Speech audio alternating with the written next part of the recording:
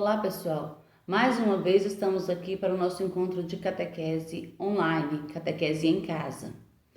Com certeza nesse momento nós estamos morrendo de saudade de vocês. Eu tenho certeza que vocês também estão com vontade de estar juntos, de aglomerar, né? De podermos nos reunir, de podermos sentir a presença física um do outro. Mas graças a Deus que nós temos os meios de comunicação e é por aqui que nós vamos aprendendo um pouquinho mais da nossa fé e vamos podendo nos comunicar, podendo nos sentir acolhidos e podemos acolher vocês também. Hoje nós estamos dando início ao mês de novembro e o mês de novembro nos convida a falar sobre o final da nossa vida, sobre a eternidade. Dia 1º é dia de todos os santos, todas aquelas pessoas que viveram uma vida de acordo com o plano de salvação de Deus e alcançaram o céu. E dia 2 de novembro é o dia que a igreja nos convida a lembrarmos todos os nossos defuntos, todas as pessoas que morreram, e nos convida também a rezar por todas essas pessoas. E com certeza todos nós já nos pegamos pensando o que acontece com a vida depois que nós morremos. Será se a morte é o final? O que acontece depois? E hoje nós vamos ver isso mesmo, o que acontece com a pessoa que segue o plano de Deus e o que acontece com quem nega esse plano de Deus também. Mas para que isso aconteça da melhor maneira possível, nós vamos pedir ao Espírito Santo que venha até cada um de nós. Eu convido a cada um agora a pedir de verdade mesmo no seu coração a presença do Espírito Santo, para que abra sua mente para o entendimento, que abra o seu coração para acolher tudo o que for nos ensinado hoje. Vinde, Espírito Santo, enchei os corações dos vossos fiéis e acendei neles o fogo do vosso amor. Enviai o vosso Espírito e tudo será criado e renovareis a face da terra. Oremos, ó Deus que instruíste os corações dos vossos fiéis com a luz do Espírito Santo, fazei que apreciemos retamente todas as coisas segundo o mesmo Espírito e gozemos sempre da sua consolação por Cristo Senhor nosso. Amém. Vamos pedir também que o nosso anjo da guarda, que esteja sempre ao nosso lado, nos auxiliando nessa caminhada rumo ao céu. Santo anjo do Senhor, meu zeloso guardador, se a ti me confiou a piedade divina, sempre me rege, me guarde, me governe, me ilumine. Amém. Começamos o nosso encontro em nome do Pai, do Filho e do Espírito Santo. Amém. Hoje o Padre Paulo Henrique vai nos dar uma bela catequese, muito enriquecedora para a nossa vida. Então eu convido a todos a prestar bastante atenção para que tudo que for falado hoje seja levado para a nossa vida, que nunca nós esqueçamos, que nós aprendamos tudo que for falado aqui hoje e que possamos sempre observar na nossa vida para que nós não percamos o nosso destino, o nosso presente que Deus nos dá, que é o céu.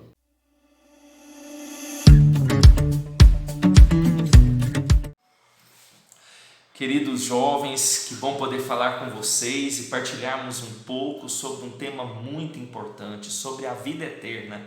Certamente vocês já perguntaram para vocês mesmos ou para alguém o que vai acontecer com a gente quando a gente morrer. Será que a morte é o ponto final? Para nós que somos cristãos, que somos o povo de Deus, a morte não é o ponto final. Nós acreditamos e nós dizemos isso no credo, na profissão da nossa fé. Creio na vida eterna, creio na ressurreição da carne, creio que a morte não é o fim, mas que tem um lugar que Deus preparou para nós. Nós vamos saber agora qual é esse lugar. Bom, no evangelho de hoje, que nós vamos meditar, é o evangelho de Mateus, capítulo 25, versículo de 31 a 46. Jesus fala sobre o último julgamento. Vocês sabiam, né? E certamente já ouviram falar bastante sobre o fim dos tempos. Quando vai ser o fim dos tempos? É a nossa grande pergunta. Jesus já diz logo para a gente, olha, ninguém sabe quando vai ser o fim dos tempos, só o Pai sabe. Por isso que a gente não precisa ficar esperando que a Terra vai acabar no dia 21 de dezembro de 2012, como não acabou, no ano 2000 não acabou. Só o Pai sabe quando será o fim dos tempos. Por quê? Porque para nós o fim dos tempos é quando Jesus voltar pela segunda vez. Certamente vocês já sabem que Jesus veio pela primeira vez há mais ou menos 2000 anos atrás, no ventre de Maria, com uma criança indefesa, em meio aos pobres, com toda simplicidade. O Filho de Deus veio até a terra para mostrar para os homens o caminho da salvação, como estabelecer essa comunhão, essa intimidade com Deus, experimentar essa salvação. 2000 anos depois, é o tempo que nós estamos agora. E depois dessa vinda de 2000 anos, como que Jesus vem até nós? Vem todo dia pela Eucaristia. Todo dia, na comunhão, Jesus vem em cada Santa Missa ao nosso encontro. Mas chegará uma vez, essa segunda vinda de Cristo, que nós não sabemos quando vai ser, em que Jesus vai voltar. E agora não vai voltar mais como uma criança indefesa, em meio aos pobres e todos simples, mas o próprio Jesus nos ensina na Bíblia, capítulo 25 de São Mateus, que a segunda vinda dele será como um justo juiz, para dar a recompensa para cada um de nós. Muitas vezes a gente se acha tão injustiçado, esse mundo onde parece que quem faz a maldade prevalece, onde quem prega o ódio ou a corrupção sai sempre melhor, mas Jesus mostra que não, que há um caminho da salvação, que há um caminho de Deus e que há um caminho do segundo julgamento, do caminho que Jesus vai dar a recompensa para cada um de nós e tudo aquilo que nós fizermos. Abra sua Bíblia aí agora, vamos lá, Mateus capítulo 25, versículos de 31 a 46. Deixa o padre abrir aqui também, enquanto isso vai dando tempo para vocês abrirem também. Mateus capítulo 25, versículos de 31 a 46. Jesus está falando sobre o último dia, o fim dos tempos, o julgamento final. Jesus começa assim: quando o Filho do Homem vier em sua glória, é Ele, e todos os anjos com Ele. Imagina essa cena, Jesus vindo do céu, descendo com todos os anjos, com todos aqueles que alcançaram a salvação. Então Ele vai se assentar no trono da sua glória, todo-poderoso, e serão reunidas em sua presença todas as nações, todos os povos. Todo mundo que já viveu nessa terra estará presente no julgamento final. Ele vai separar os homens uns dos outros, assim como um pastor separa as ovelhas dos bodes. E vai pôr as ovelhas à sua direita e os bodes à sua esquerda. Ou seja, Jesus vai separar aqueles que herdarão a salvação daqueles que herdarão a condenação eterna. Então o rei dirá aos que estiverem à sua direita: vinde, benditos de meu Pai, recebei por herança o reino preparado para vós desde a fundação do mundo. Vinde, porque vocês têm uma herança para receber, e essa herança é a salvação, é o lugar perfeito, é a felicidade completa, é a alegria que não acaba, é o céu, o paraíso que Deus preparou para todos nós. Por quê? Jesus continua dizendo: eu tive fome e vocês me deram de comer. Porque eu tive sede e vocês me deram de beber. Porque eu estava forasteiro, não tinha casa e vocês me acolhestes. Eu estava nu e vocês me vestistem. Eu estava doente e vocês me visitaram. Eu estava preso e vocês foram me ver. Então, os justos, esses que herdarão a salvação, vão responder para o Senhor: Senhor, mas quando foi que te vimos com fome e te demos de comer? Quando foi que te vimos com sede e te demos de beber? Quando foi que te vimos sem casa e te acolhemos? Quando foi que te vimos sem roupa e te vestimos? Quando foi que te vimos doente e fomos te visitar? Então Jesus vai responder: em verdade eu vos digo, cada vez que fizestes isso a um dos meus pequeninos, dos meus irmãos mais pequeninos, a mim o fizestes. Ou seja, as obras de caridade não ficarão sem recompensa. As obras de misericórdia, todo bem que a gente fez para todas as pessoas, Jesus considerará isso no julgamento final. Então, Jesus depois vai voltar-se àqueles que não terão a salvação, aqueles que estarão condenados, e vai dizer: afastai-vos de mim, malditos, para o fogo eterno, preparado para o diabo e para os anjos, para aqueles que fizeram as obras do diabo. Porque eu tive fome, não me destes de comer. Eu tive sede, não me destes de beber. Eu estava sem casa e não me acolhestes. Eu estava nu e não me destes roupa. Eu estava doente, preso e não fostes me visitar. Então, essas pessoas vão responder para Jesus, né? Mas quando foi, Senhor, quando foi que tivemos com fome e não tivemos de comer? Quando não fizemos as obras boas? Jesus vai dizer: todas as vezes que deixaste de fazer isso a um dos irmãos pequeninos, foi a mim que deixaram de fazer. E vocês irão para o castigo eterno, enquanto os justos vão para a vida eterna. Daqui a pouco nós vamos conversar um pouco sobre isso no próximo vídeo, mas Jesus deixa claro: há um lugar para aqueles que alcançaram a salvação eterna. Esse lugar é o céu. E há um lugar para aqueles que não fizeram as obras de Deus, que viveram separados de Deus, que não consideraram a presença de Deus, que não rezaram, que não fizeram bem, que viveram afastados de Deus e por isso vão viver eternamente afastados de Deus. Esse lugar é o inferno. Todos nós vamos passar pela morte, todos nós vamos passar pelo julgamento, e assim, alguns vão para o céu, outros vão para o inferno. Mas aí nós poderíamos dizer: Padre, mas nós amamos a Deus, que queremos ir para o céu, mas nós muitas vezes não fizemos coisas boas. Então existe um lugar para nós? Sim, existe um lugar de purificação, que é aquilo que a gente chama de purgatório, que é o lugar entre aqueles que amaram a Deus, que serviram a Deus, que viveram em comunhão com Deus, mas que ainda não se purificaram. Esses vão se purificar no purgatório, né? Esse lugar de purificação. E assim, esses são aquilo que a gente chama de novíssimos, as certezas da vida eterna: a morte, o purgatório, o céu ou o inferno. Então, nós sabemos, cristãos, e especialmente nesse mês de novembro, vamos ressaltar bastante isso, que é o mês das almas, o mês de rezar pelos nossos irmãos que estão padecendo no purgatório, que estão se purificando. Eles mesmos não conseguem fazer nada por eles, mas nós podemos oferecer as nossas orações por esses nossos irmãos. Então é esse o nosso ensinamento de hoje, é isso que a palavra de Deus hoje nos ensina. Todos nós vamos passar pelo primeiro julgamento particular, só eu e Deus e Nossa Senhora, que a gente chama de na Salve Rainha de advogada nossa. Ela vai nos ajudar nesse julgamento, e também o julgamento final, que nós não sabemos quando vai ser, né? Onde toda a humanidade estará diante de Deus e assim recebendo a recompensa de suas obras. Daqui a pouco a gente vai falar sobre o que é melhor, o céu, o inferno, mas a palavra de Deus hoje nos traz essas realidades. Deus abençoe, daqui a pouco a gente continua.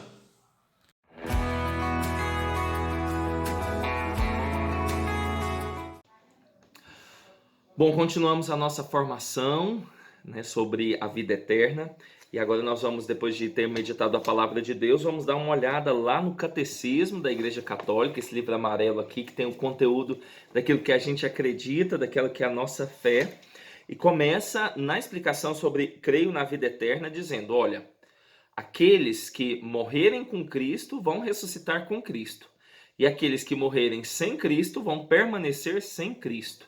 É aquilo que a gente falava da análise do Evangelho.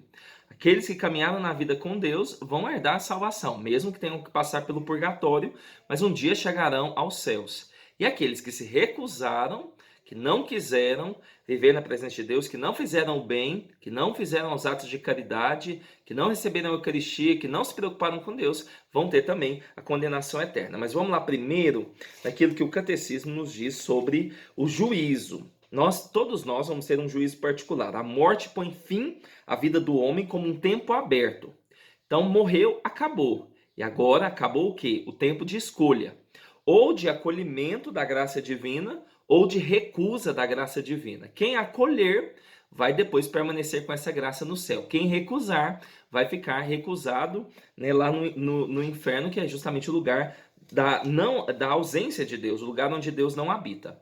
Nós sabemos que a Bíblia fala de um segundo encontro com Cristo, né, a segunda vinda, o encontro de toda a humanidade com Cristo no dia final, onde nós teremos a retribuição imediatamente depois da morte de cada um das nossas ações, das nossas obras e da nossa fé. E no juízo universal, que é esse da segunda vinda de Cristo, toda a humanidade vai contemplar aquilo que Deus fez em nós, né? Se nós acolhemos ou não a salvação.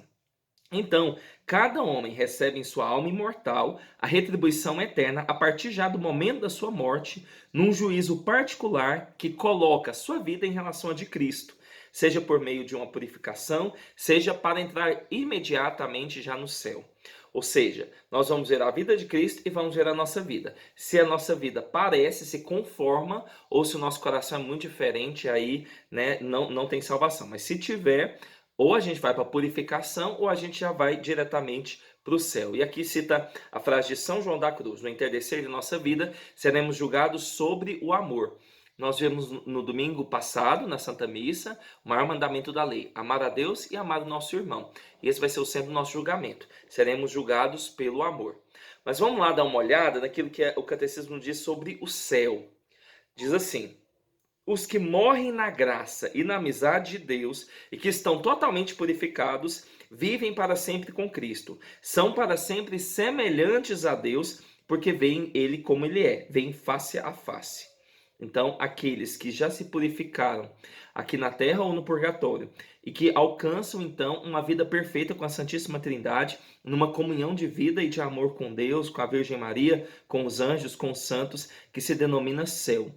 O céu é o fim último, a realização da aspiração mais profunda do homem. No nosso coração a gente já tem um desejo de céu, um desejo de salvação, um estado de felicidade supremo e definitivo. Viver no céu é viver com Cristo. Os eleitos, aqueles que serão salvos, né, vão encontrar lá a sua verdadeira identidade, o seu verdadeiro nome. Viver com Cristo, estar em Cristo é a nossa salvação, é aquilo que deve ser o foco da nossa vida. E aqueles que morrem em Cristo vão ressuscitar com Cristo. Por sua morte e ressurreição, Jesus Cristo nos abriu o céu. E agora o céu é essa comunidade bem-aventurada de todos aqueles que estão perfeitamente incorporados a Deus. A Escritura nos fala do céu, né? E o Catecismo diz: olha, a compreensão do céu supera toda a nossa imaginação, supera a nossa compreensão. Mas a Bíblia, a Escritura, nos fala do céu em imagens, como vida, luz, paz, uma festa de casamento, o vinho do reino, a casa do Pai, a Jerusalém celeste, o paraíso. Tudo isso são imagens do céu. Mas o fato é que aquilo que São Paulo diz na carta aos Coríntios: o que os olhos não viram, o que os ouvidos não ouviram e o coração do homem não percebeu, isso é o que Deus preparou. Ou seja, supera tudo que a gente imaginar. A maior alegria plena, uma alegria que não acaba. Esse é o céu, o lugar que Deus preparou para nós. Na glória dos céus, os bem-aventurados continuam a cumprir com alegria a vontade de Deus, intercedendo por nós, porque eles já reinam com Cristo e agora reinarão por todos os séculos dos séculos e vão interceder, para que aqueles que estão ainda nesse caminhar, né, que estão ainda na terra, na igreja peregrina, caminhando com Cristo, possam um dia também chegar lá no céu, que é o lugar que Deus preparou para nós. Esse é o céu. Daqui a pouco nós vamos ver a purificação final, também chamada de purgatório, e o inferno. Até daqui a pouco. Sou estrangeiro aqui. O céu é meu lugar. É de onde vim, é pra onde vou, é lá. Bom, continuamos a nossa formação então. Agora vamos falar um pouco sobre essa purificação final, chamada também de purgatório. Os que morrem na graça e na amizade com Deus, ou seja, aqueles que fizeram bem, que morreram na intimidade com Deus, mas que não estão completamente purificados, que ainda têm alguns pecados ainda, embora tenham garantido sua salvação eterna, passam após a morte por uma purificação, a fim de obter a santidade necessária para entrar na alegria do céu. No céu só entram os santos.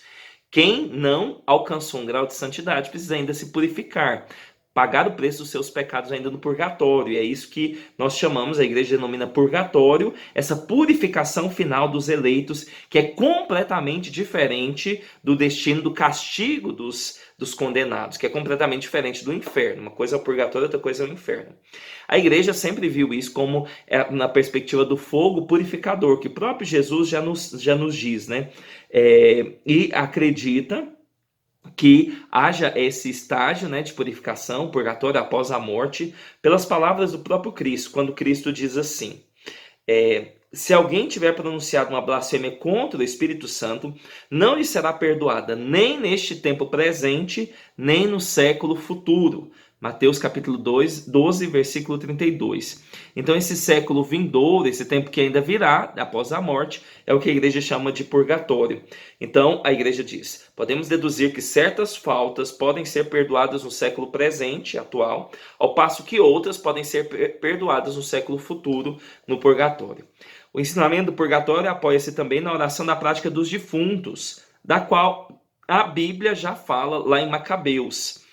Eis que ele, Judas Macabeus, mandou oferecer esse sacrifício expiatório pelos que haviam já morrido, a fim de que fossem absolvidos de seus pecados. Segundo Macabeus, capítulo 12, versículo 46. Então, desde os primeiros tempos, a igreja reza pelos defuntos, em especial oferece o sacrifício eucarístico, a Eucaristia, para que eles, purificados, possam chegar à alegria do céu. E a igreja recomenda também para nós esmolas, indulgências e obras de penitência em favor dos defuntos, levando socorro e também celebrando a memória deles. Por isso, essa comunhão com a igreja padecente. Como eu já falei para vocês, nós temos a igreja triunfante, que são aqueles que já alcançaram o céu, que estavam perfeitos, purificados dos seus pecados. A igreja padecente, que é essa no purgatório, dos que já morreram, mas estão se purificando. E a igreja peregrina, que somos nós, eu, padre, vocês aí, que estamos ainda caminhando com Cristo, buscando a salvação. Enquanto a gente não morre, fazemos parte dessa igreja peregrina. E por fim, nós temos o inferno. Não podemos estar unidos a Deus se não fizermos a opção de amá-lo durante a nossa vida. Quem escolhe não amar a Deus durante a vida, depois da morte, vai continuar não amando a Deus. Vai para um lugar onde Deus não está presente, que é o inferno. Nós não podemos amar a Deus se pecamos gravemente. Então, aquele que não ama permanece na morte, permanece no pecado. Então, nós somos chamados ao amor, a ir à necessidade dos nossos irmãos, a praticar a caridade e a não permanecermos em estado de pecado mortal. Quando a gente fala pecado mortal, são os pecados justamente que podem nos levar à morte da nossa alma, que podem nos arrastar para o inferno. Esses pecados mortais são os pecados graves, que matam a nossa alma. E se a gente morre com a alma morta, naturalmente, depois a gente vai continuar nesse estágio. Ou seja, a gente matou o quê? A presença de Deus em nós, o Espírito Santo. Então, morrer em estado de pecado mortal, sem ter se arrependido dele e sem acolher o amor misericordioso de Deus, significa ficar separado de Deus para sempre, por sua opção livre. Deus não quer ninguém no inferno, mas nós podemos escolher o estado de autoexclusão do céu. Nós podemos escolher a condenação definitiva, que a igreja chama de inferno. Jesus fala muitas vezes do inferno, convida as pessoas a crerem, a se converter, para não perder a sua alma. E no capítulo que a gente viu da palavra de Deus, Mateus 25, Jesus diz: olha, aqueles que não fizeram bem, afastai-vos de mim e ides para o fogo eterno preparado para vós, malditos. E o ensinamento da igreja, isso é muito importante. Para a igreja católica, sim, o inferno existe. A igreja afirma a existência e a eternidade do inferno. As almas dos que morrem em estado de pecado mortal descem imediatamente após a morte aos infernos, onde sofrem as penas do inferno, fogo eterno. A pena principal do inferno é o quê? A separação eterna de Deus. O único que pode levar vida e felicidade para todos nós.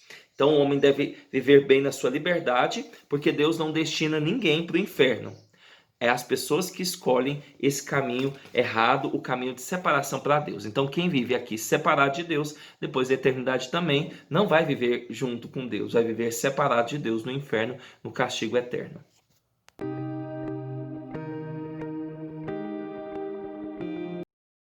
Bom, para a gente terminar então nosso encontro de hoje, nós vamos falar agora sobre o juízo final, ou seja, essa segunda vinda de Jesus Cristo, onde toda a humanidade assistirá o julgamento de toda a humanidade. A ressurreição de todos os mortos, os justos e dos injustos, antecederá o juízo final. Haverá a ressurreição da carne, todos aqueles, os que estiverem vivos e os que estiverem mortos, vão participar desse juízo final. Então, Jesus fala sobre isso no evangelho que nós trabalhamos, no capítulo 25 de São Mateus. E diante de Cristo, que é a verdade eterna, vai ser desvendada a verdade sobre a relação de cada pessoa com Deus. O juízo final há de revelar até as últimas consequências o que cada pessoa fez de bem ou deixou de fazer durante a sua vida terrestre. Todo mal que os maus praticam é registrado, e todo bem que os bens praticam também. O juízo final vai acontecer quando? Quando Jesus Cristo voltar gloriosamente sobre essa terra. Só o Pai sabe quando vai ser essa hora e quando vai ser o dia. Por isso nós devemos estar sempre preparados para o último dia. Então, nesse dia, Cristo pronunciará a última palavra, a palavra definitiva sobre a história. E conheceremos então o sentido último de toda a obra da criação, de toda a história da salvação. E vamos compreender os caminhos admiráveis pela qual a providência de Deus nos conduziu. Nos conduz diretamente para Deus. A mensagem do juízo final, por que a gente fala sobre isso, o juízo final? É para chamar todos à conversão. Convertei-vos enquanto há tempo. Convertei-vos e credes no Evangelho. E o juízo final nos inspira o quê? A gente deve ficar com medo? Não. A gente tem que ter o temor a Deus. Levar Deus a sério, as coisas de Deus a sério, porque Deus não passará. Não passará. Céus e terra passarão, mas a palavra de Deus não passará e Ele julgará todos nós. E aqui Deus vai fazer a justiça. Aqueles que fizeram bem vão receber a recompensa pelo seu bem.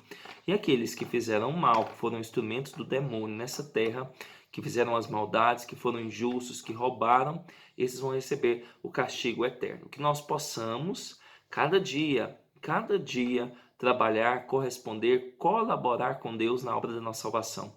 E assim, que nós possamos um dia herdar essa salvação, esse paraíso que Deus preparou para nós. E lá, depois que Cristo voltar, não haverá mais morte, nem dor, nem separação, nem tristeza, nem doença. Nada pode, já agora, mas especialmente naquele tempo, nos separar do amor de Deus. O amor que todos nós vamos experimentar, todos nós que alcançarmos a salvação eterna. Desça sobre todos vocês a bênção do Deus Todo-Poderoso, Pai, Filho e Espírito Santo. Amém. Que vocês possam lembrar sempre que um dia vocês vão prestar contas a Deus de tudo que vocês fizerem. E assim confessarem sempre, comungarem sempre. E de modo especial nesse mês de novembro, rezar pelas almas do purgatório. Eles precisam da nossa oração. Fiquem com Deus, Deus abençoe.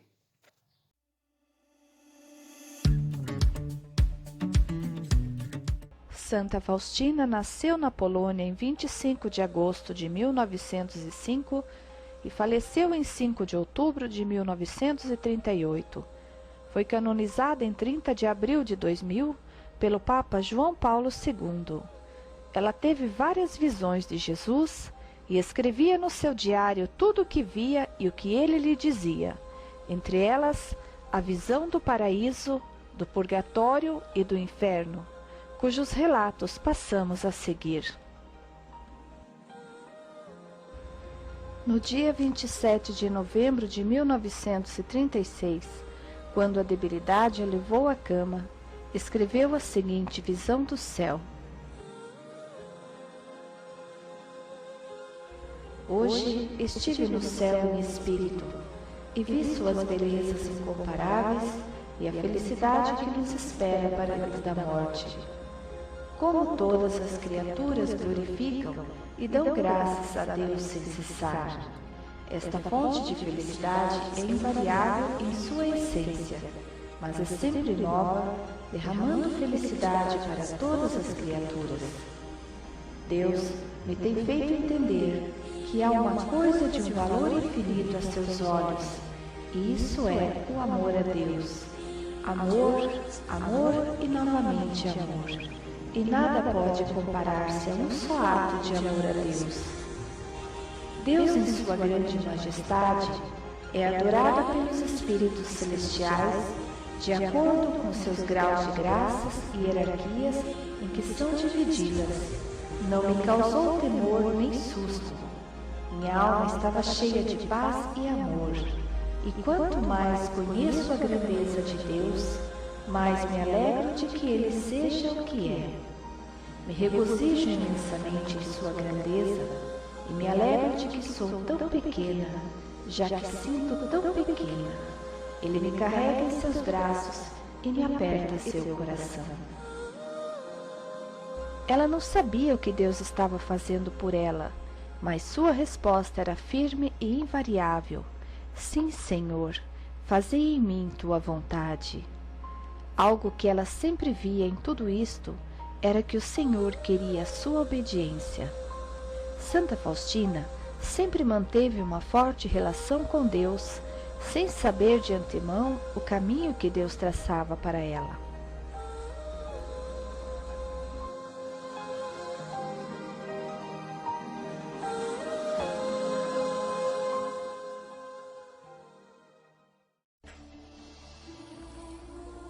Enquanto estava em Escolimove, quase ao final de seu postulado, Santa Faustina perguntou ao Senhor por quem mais devia orar e a noite seguinte teve esta visão. Esta noite vi a meu anjo da guarda, que me pediu o seguinte: em um momento me vi em um lugar cheio de fogo e de almas sofredoras. Estavam orando fervorosamente por si mesmas, mas não era válido. Somente nós podemos ajudá-las. As chamas que as queimavam não podiam tocar-me. Meu anjo da guarda não me deixou sozinha, nem um momento. Eu perguntei às almas o que é que mais as fazem sofrer. Elas me responderam que era ao sentirem-se abandonadas por Deus. Vi a Nossa Senhora visitando as almas do purgatório, a chamavam Estrela do Mar. Logo meu anjo da guarda me pediu que regressássemos. Ao sair desta prisão de sofrimento, escutei a voz interior do Senhor que dizia: minha misericórdia não quer isto, mas o pede minha justiça.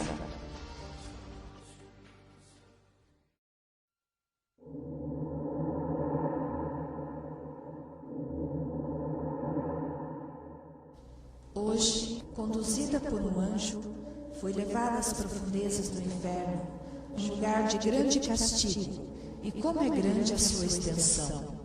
Tipos de tormentos que vi. Primeiro tormento, que constitui o inferno, é a perda de Deus. O segundo, o contínuo remorso de consciência. O terceiro, o de que esse destino já não mudará nunca. O quarto tormento é o fogo que atravessa a alma, mas não a destrói. É um tormento terrível. É um fogo puramente espiritual, aceso pela ira de Deus.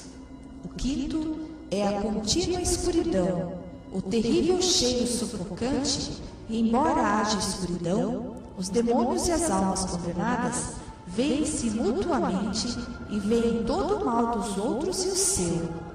O sexto é a contínua companhia do demônio.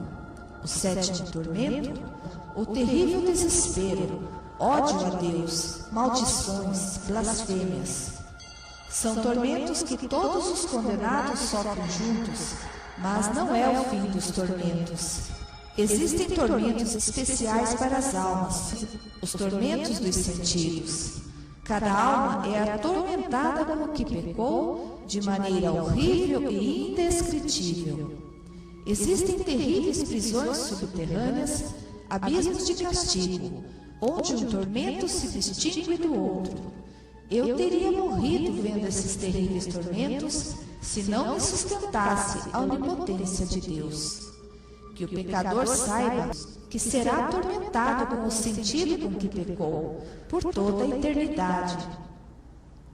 Estou escrevendo por ordem de Deus para que nenhuma alma se excuse dizendo que não há inferno ou que ninguém esteve lá e não sabe como é. Eu, irmã Faustina, por ordem de Deus, estive nos abismos para falar às almas e testemunhar que o inferno existe.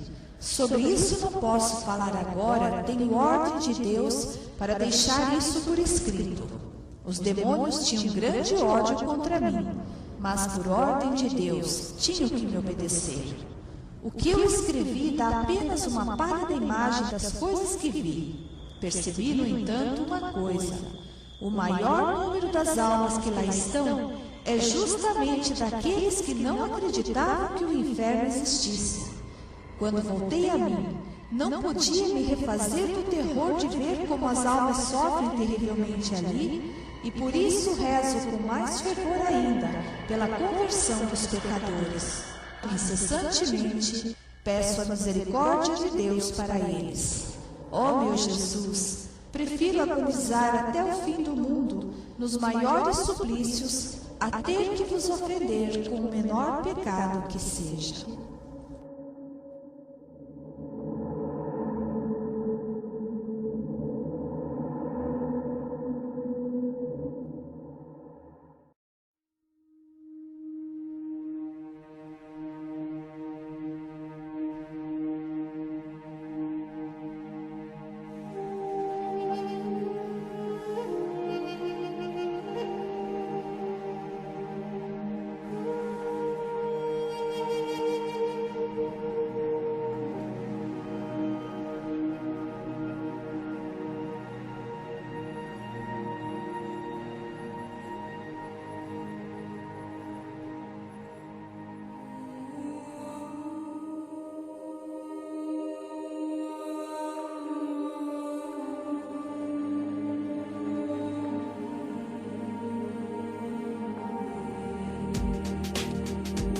Ao nome de Jesus, dobre-se todo o joelho, nos céus, na terra e nos infernos.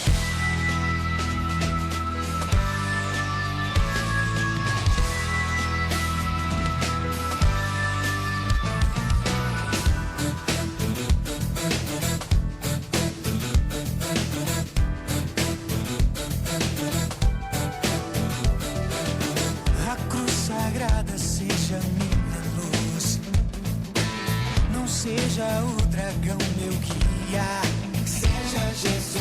A cruz sagrada seja minha luz, não seja o dragão meu guia, não. Seja expulso o inimigo de meu Deus, bebe tu mesmo os venenos teus. Não me oferece coisas ruins, não, não. É mal o que me oferece, desaparece. Não me oferece coisas ruins, não, não. É mal o que me oferece. Seja expulso o inimigo de meu Deus, bebe tu mesmo os venenos teus. Então vem, Senhor Jesus, vem com tua cruz, Salvador, seja minha luz.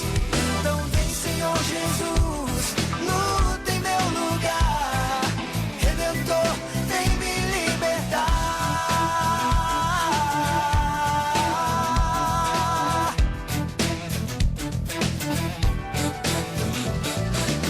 A cruz sagrada seja minha luz, não seja o dragão meu guia, seja Jesus.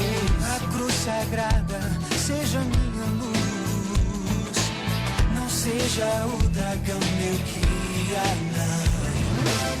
Seja expulso o inimigo de meu Deus, bebe tu mesmo os venenos teus. Então vem, Senhor Jesus, vem com tua cruz, Salvador, seja minha luz. Então vem, Senhor Jesus, luta em meu lugar, Redentor, vem me libertar. Então vem, Senhor Jesus, vem com tua cruz, Salvador, seja minha luz. Então vem, Senhor Jesus, luta em meu lugar, Redentor, vem me libertar.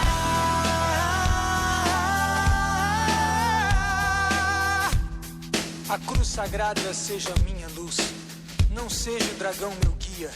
Retira-te, Satanás, nunca me aconselhe coisas vãs. É mal o que me oferece, bebe tu mesmo teu veneno.